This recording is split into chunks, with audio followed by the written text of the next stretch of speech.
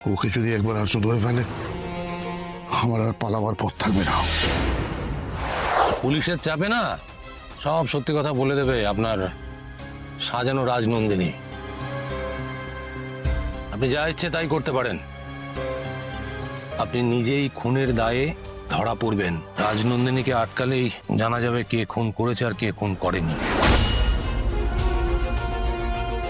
আমি তোমার খুব কাছাকাছি চলে এসেছি অপর্ণা, আর সামান্য ধৈর্য ধরো, তোমার কেউ কিচ্ছু করতে পারবে না। কেউ না। না, যেভাবেই হোক রাজনন্দিনীকে আটকাতে হবে। ওকে যদি একবার আর ধরে ফেলে আমার আর পালাবার পথ থাকবে না।